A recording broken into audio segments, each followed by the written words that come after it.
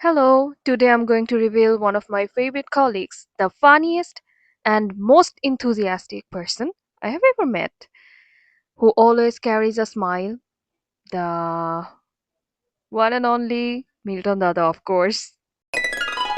দাদা খুবই অপটিমিস্টিক একজন মানুষ, but sometimes he can be a little lazy when it comes to task. দাদা, আপনি কি একটু আমাকে বাইরে থেকে বিস্কিট এনে দিতে পারবেন? পারবো না এখন।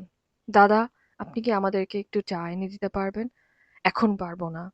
দাদা, আপনি কি একটু ল্যাপটপটা উপরে দিয়ে আসতে পারবেন? ও এখনো পারবো না। বাট আসলেই সে পরে কাজগুলি করে দেয়।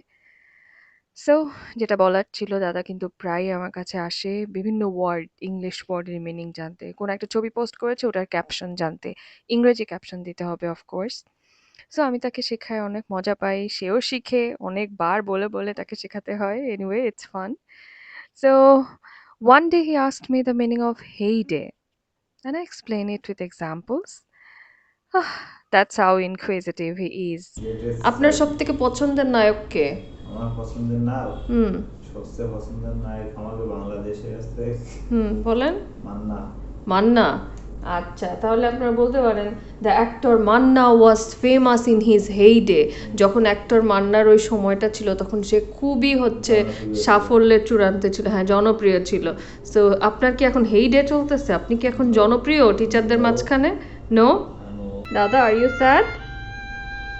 স্যার কেন, কি হয়েছে আপনার? বিভিন্ন রকম সমস্যা। বিভিন্ন রকম সমস্যা কি?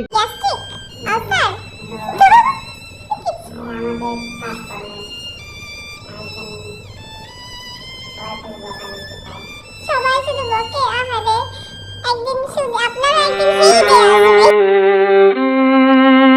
দাদার বেস্ট জিনিসটা আমার কাছে যেটা লাগে যে দাদার মধ্যে কোনো ইগো নাই এবং সহজেই হেসে ফেলে।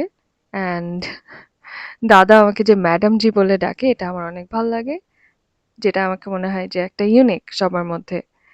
সো দাদা, thank you, have fun, have a good life and stay happy, stay healthy.